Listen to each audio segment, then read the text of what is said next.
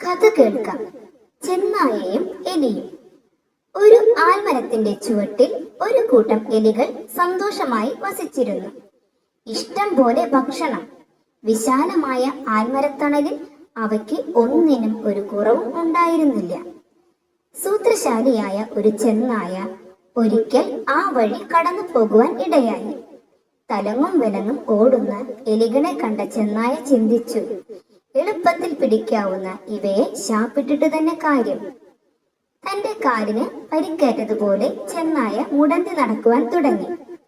ചെന്നായയുടെ തന്ത്രമറിയാത്ത എലികളുടെ നേതാവ് ചെന്നായയുടെ അടുത്തേക്ക് വന്ന് ചോദിച്ചു, എന്താണ് ചങ്ങാതി മുടന്തി നടക്കുന്നത്?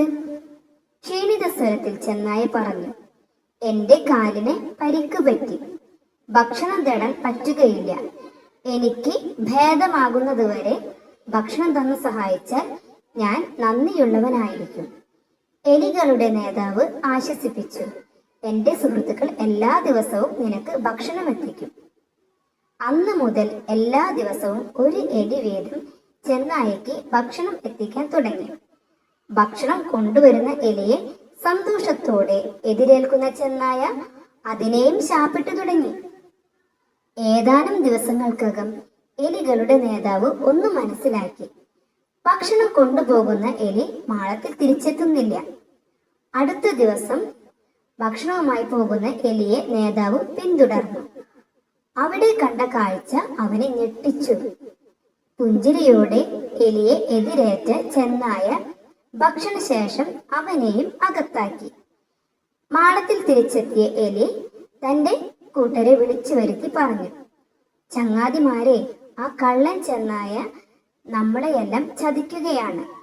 നമ്മളെ ഓരോരുത്തരെയും ശാപ്പിടാനാണ് അവന്റെ പദ്ധതി. അവനെ ഒരു പാഠം പഠിപ്പിക്കണം.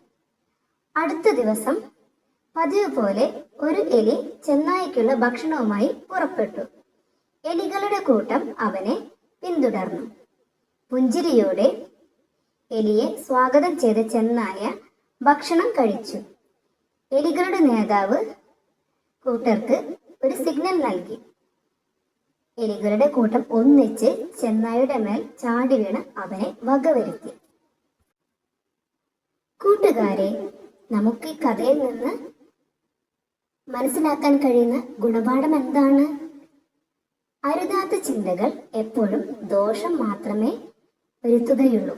ഇതാണ് ഈ കഥയിൽ നിന്ന് നാം മനസ്സിലാക്കേണ്ട ഗുണപാഠം.